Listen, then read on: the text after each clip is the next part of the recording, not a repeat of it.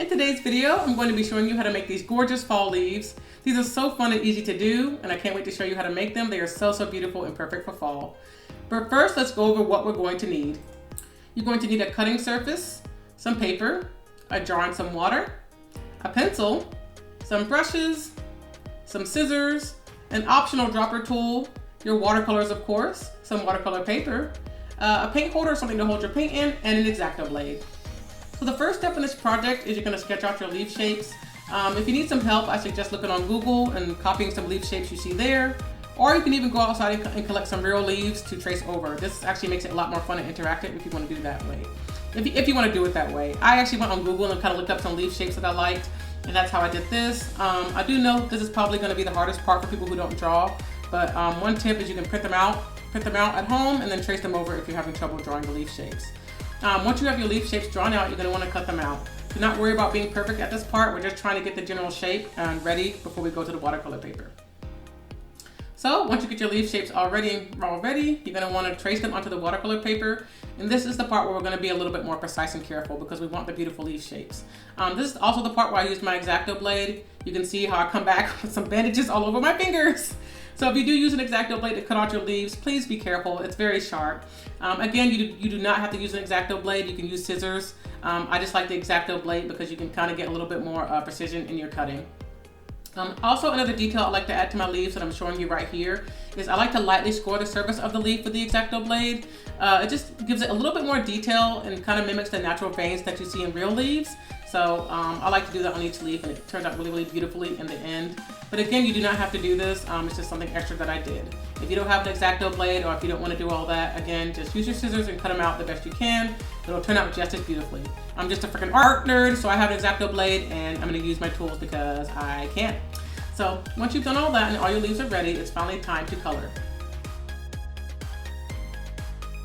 You're going to want to pre-mix all of your paint.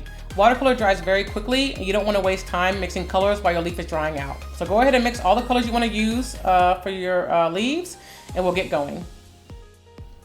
One tip I have for these really big leaves like this, you're going to want to pre-wet the surface with some water. Just brush the whole thing over with your paintbrush with just some plain water so that it doesn't dry out on you before you finish painting the entire thing. Like I said before, when I advise you to pre-mix the paints, you want to do this because you don't want any part of the leaf to dry out before all the colors are done mixing together. We want the colors to kind of blend together really beautifully and fade just like real fall leaves do. So in order to achieve that effect, we need to keep the paper nice and wet. You don't really have to do this on the smaller ones. You'll see in my other examples, I kind of didn't pre-wet the leaf.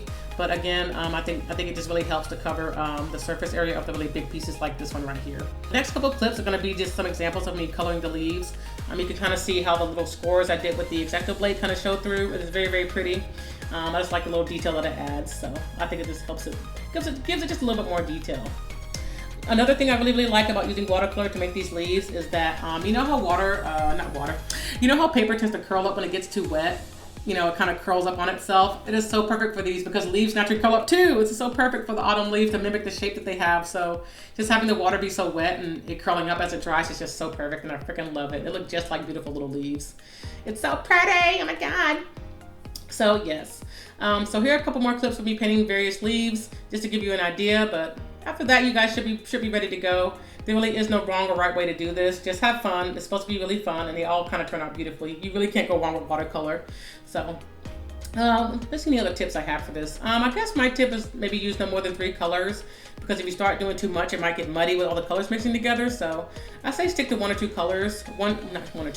Stick to 1 or 3 colors, and you should be good to go. And again, if you don't know what colors to use, just again look on Google and see what colors fall leaves come in, or you can even have fun and just paint whatever you want. Like I said, there's no right or wrong way to do this. They all turn out beautifully using this method. I think the only unnatural color I used was purple. I kind of threw some purple in there. You don't really see those in leaves, but I mean you do, but not that often. But I really wanted some purple. I think it really added to them. But once you have all your leaves painted, we're finally done for the last and final step.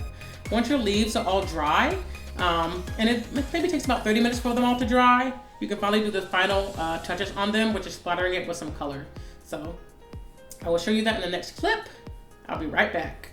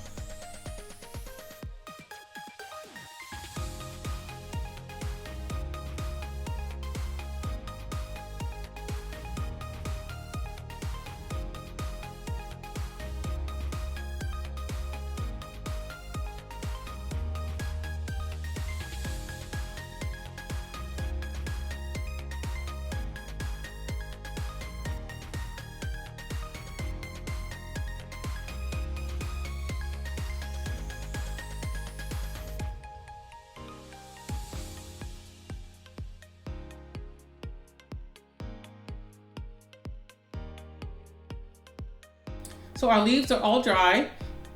For this last step, what you're going to want to do is get some color on your paintbrush and then slap the brush so that the color splashes onto the leaf. Make sure your leaves are completely dry before you do this. You want the surface of the leaf to be dry so that the new colors can kind of melt onto the leaf. For me, this just creates just a little bit more detail and just makes the leaf pop just a little tiny bit more. And I think it's just so beautiful to add one more little layer of texture onto the leaf. Again, you do not have to do this part if you don't want to. I'm just showing you how I did them. So if you want your leaves to look the way that mine did in the previous, in the preview video.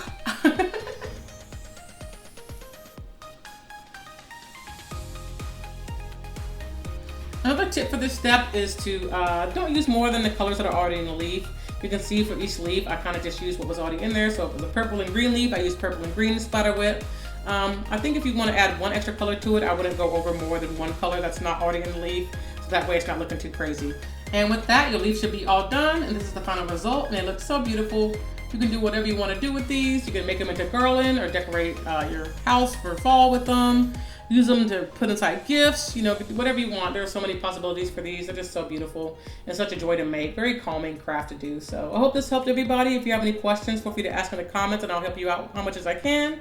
And you guys have a great day. If you enjoyed the video, please consider subscribing and liking the video. It really helps out the channel. It helps me to create more art like this. Bye guys, and see you next time.